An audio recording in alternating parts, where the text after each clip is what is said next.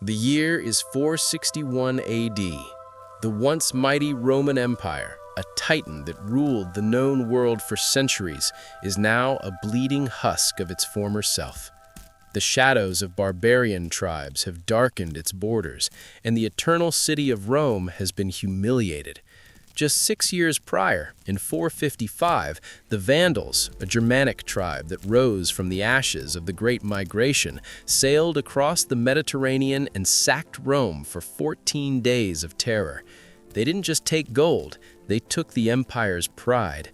Today, we begin a journey into the most expensive, most ambitious, and most tragic military campaign in human history. A story of one man's dream to restore the glory of Rome and the treachery that turned the sea into a graveyard of fire.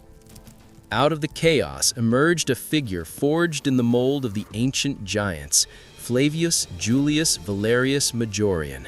In an age of puppet emperors and corrupt generals, Majorian was a warrior scholar. He understood that Rome was dying because it had lost its heart, North Africa. For 5 centuries, the African provinces were the breadbasket of Rome, shipping 500,000 tons of grain annually to feed the Roman people. When the Vandal king Gaiseric seized Carthage in 439, he effectively ripped the right arm from the Roman war machine. Majorian knew that if Africa remained in Vandal hands, Rome would starve, and the Western Empire would vanish. He spent years painstakingly rebuilding the army, reconquering Gaul and Hispania, and preparing for the ultimate gamble. But Rome's enemy was no ordinary barbarian. King Gaiseric was a master of the seas, a wolf of the Mediterranean. From his capital in Carthage, he built a pirate kingdom that terrorized every coast from Italy to Greece.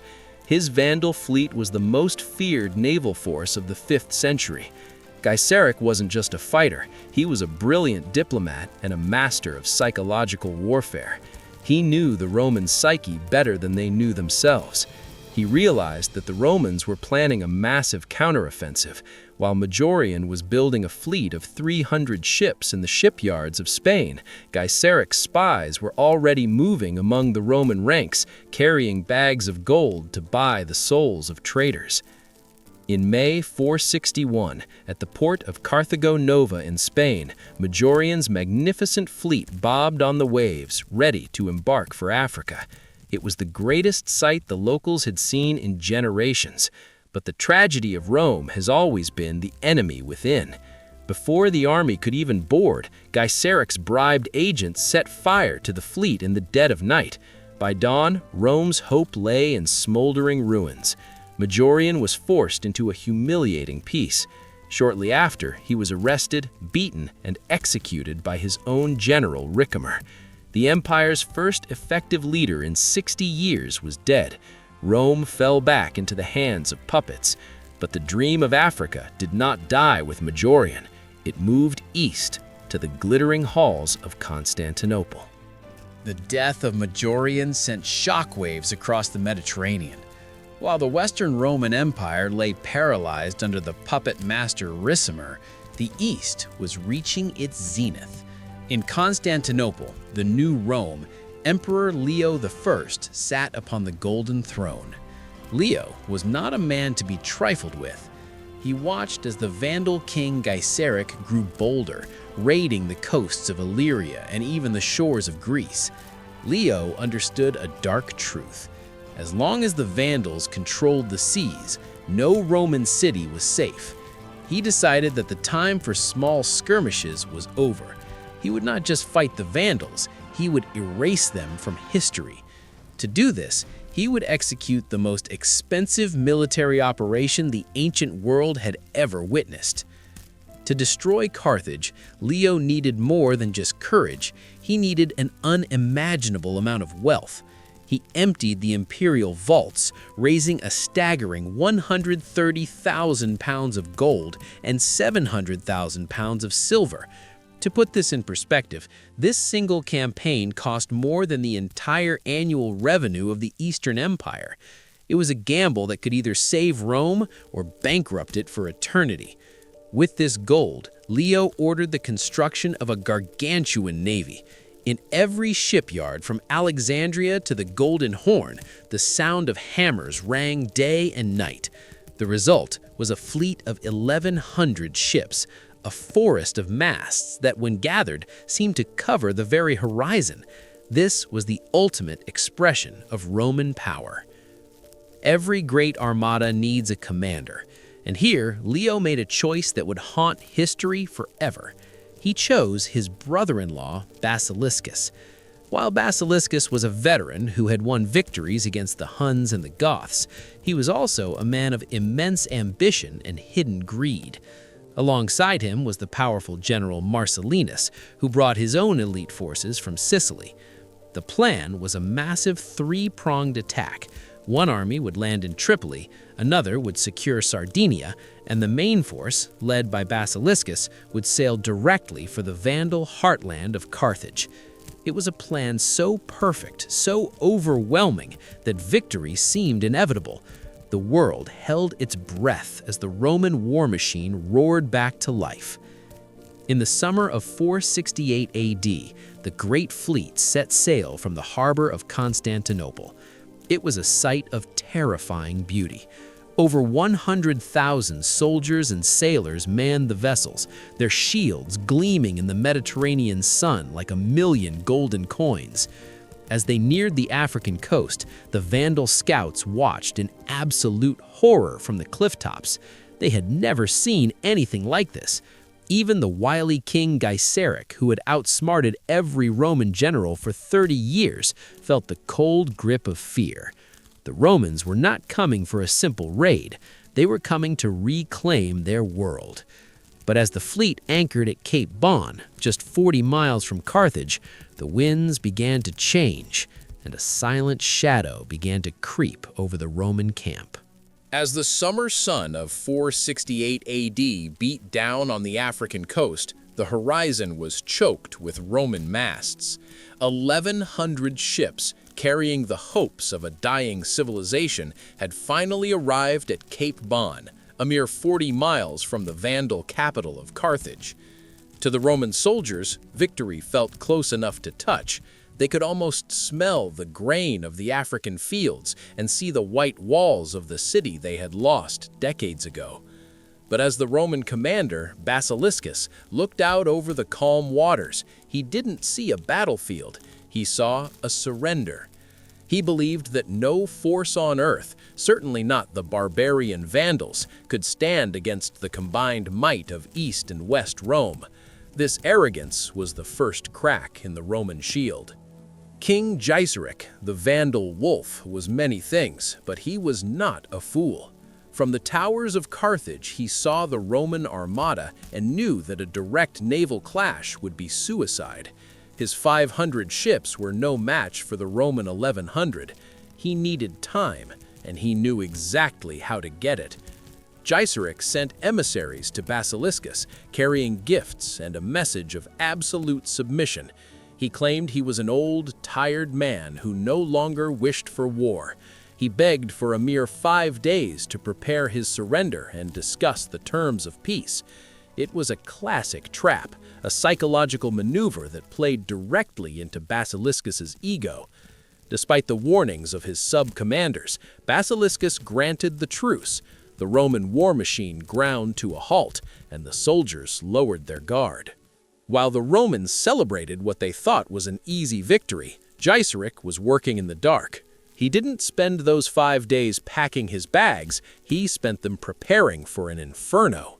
He gathered dozens of older, hollowed-out merchant ships and filled them with the most combustible materials known to the ancient world: dry brush, pitch, oil, and sulfur. These were not just ships, they were floating bombs. Gaiseric waited, watching the wind vanes with a predator's patience. On the 4th night, the wind, the fickle Mediterranean wind, finally shifted. It began to blow directly from the Vandal harbor toward the tightly packed, anchored Roman fleet. The stage was set. The trap was ready to be sprung. In the dead of night, while the Roman sentries dozed, a strange sight appeared on the water. Small Vandal rowboats began towing the heavy, silent merchant ships toward the Roman lines. Suddenly, a spark flew, then another. Within seconds, the dark hulls erupted into towering pillars of flame.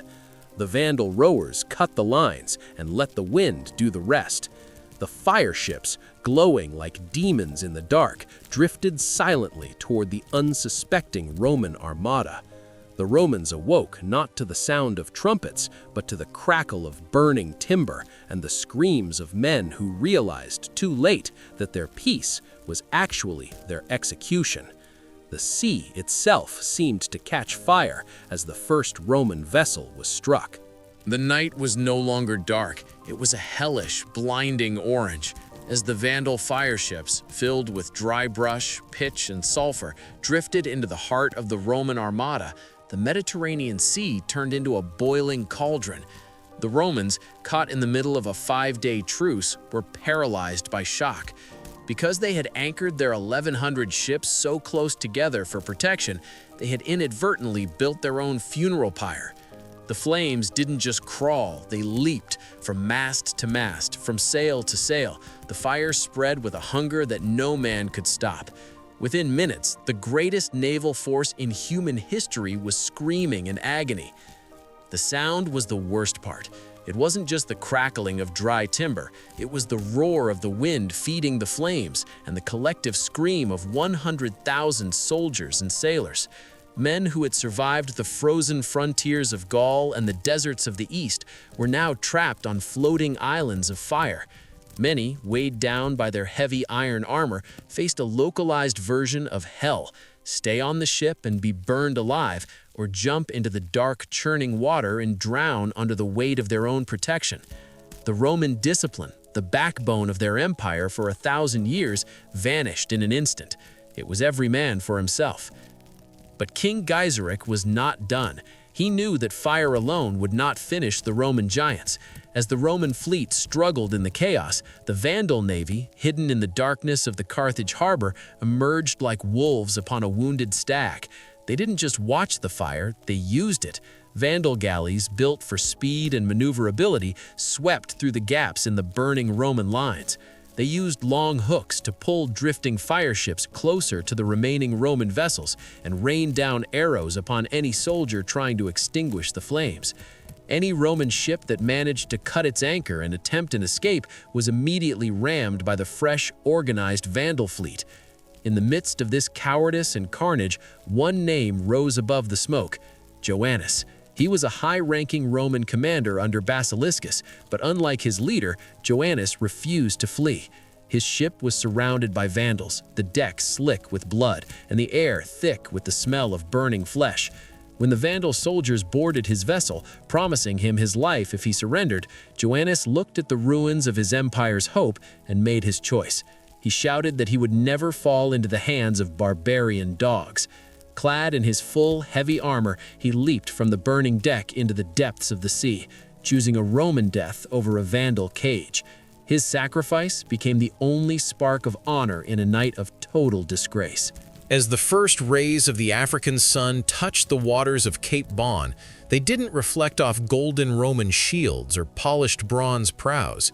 Instead, the light was swallowed by a thick, oily shroud of black smoke. The sea was no longer blue. It was a graveyard of charred timber, torn sails, and the silent bodies of thousands who had dreamed of glory only 24 hours before. Out of the 1,100 ships that had sailed from Constantinople, more than half were now nothing but ash on the ocean floor. The greatest investment in human history had vanished in a single night of fire. For the survivors, the silence of the morning was more terrifying than the screams of the night. In the midst of this absolute catastrophe, where was the Roman commander-in-chief? Basiliscus, the man who had held the fate of Western civilization in his hands, was not among the brave who chose to sink with their ships. While his officers, like Joannes, leaped into the flames to preserve their honor, Basiliscus turned his flagship around and fled. He abandoned his men, his fleet, and the mission. As his remaining ships retreated toward the east, they left behind the broken remnants of the Roman dream. Basiliscus knew that he wasn't just returning to Constantinople as a defeated general.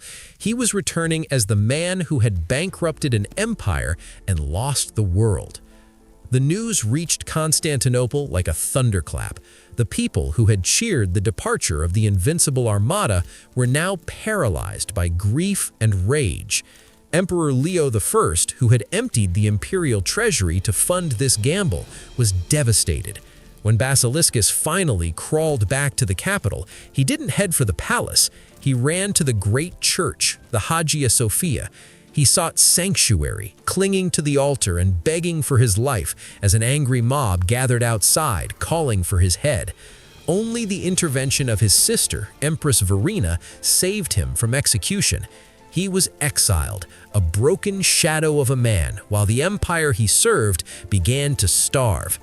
The loss was not just military, it was a total economic heart attack. The 130,000 pounds of gold and 700,000 pounds of silver were gone forever. The Eastern Empire, once the wealthiest power on earth, was now effectively bankrupt. Taxes were raised to impossible levels, causing riots in the streets. But more importantly, the Western Roman Empire was now officially on its own. Without the grain of Africa and without the protection of the Eastern Fleet, the city of Rome was a fruit waiting to be plucked. The Vandal King Gaiseric was now the undisputed master of the Mediterranean. He didn't just win a battle, he had ended an era. The fires at Cape Bon eventually died out, but the smoke never truly cleared for the Western Roman Empire. The disaster of 468 AD was more than a lost battle. It was a lethal blow to the very heart of the Mediterranean world. For centuries, the sea had been a Roman lake, a highway for trade, culture, and power. Now, it was a barrier. With the imperial treasury of Constantinople empty and the Western army decimated, the last fragments of Roman authority in Gaul, Hispania, and Italy began to crumble. The eternal city of Rome, once the mistress of the world, was now a lonely ghost, waiting for the final hammer blow that everyone knew was coming. While Rome wept, Carthage rejoiced. King Gaiseric, the mastermind of the fire ships, had achieved the impossible. He had defeated the combined might of the entire Roman world. For the next 8 years, until his death in 477, Gaiseric ruled the Mediterranean as its undisputed master. He didn't just survive, he thrived. The Vandal kingdom became a superpower of the 5th century, a pirate empire that dictated terms to emperors. Gaiseric died in his bed, legendary and undefeated, the man who had outlived the very empire he helped destroy. His victory proved that even the greatest superpowers can be brought to their knees by a single night of strategic brilliance and the fickle direction of the wind. The economic and military vacuum left by the Cape Bon disaster could not be filled.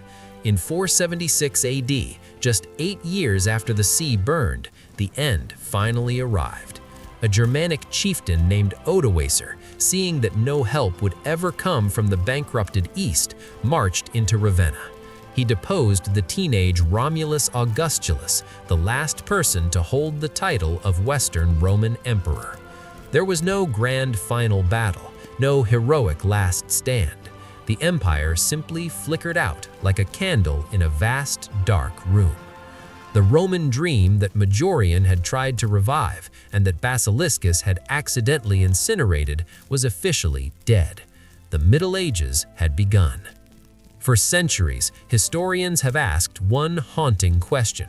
Was Basiliscus truly just incompetent, or was he a traitor? Some ancient sources suggest a darker conspiracy. It is rumored that Basiliscus was in league with the puppet master Ricimer, or perhaps he was bribed by Gaiseric himself to delay the attack for those 5 fatal days. While we may never know the absolute truth, the result remains the same. The arrogance of a single commander and the failure to understand the desperation of an enemy led to a catastrophe that changed the course of human history. Had the Romans won at Cape Bon, the Dark Ages might never have happened. The Renaissance might have come 500 years earlier. As we look back at the scorched waters of the Mediterranean, we see a timeless lesson. Power is fragile. Empires are not destroyed by their enemies alone. They are destroyed by their own corruption, their own financial overreach, and their own pride. The unbreakable walls of Roman tradition were broken not by iron, but by fire and deceit. Today, the ruins of Carthage and the sunken wrecks off Cape Bon stand as silent witnesses to the night the world changed forever. We tell this story not just to remember the dead, but to understand that the foundations of our own world are just as susceptible to the winds of fate. Rome fell, but its story survived the flames. From the ashes of the Mediterranean, new nations would rise and new legends would be written. Thank you for joining us on this journey through the most ambitious and tragic campaign in history. The sea still hides many secrets, and the fires of the past still burn in the pages of our history. Until next time, remember, even the mightiest armada is only as strong as the man who leads it.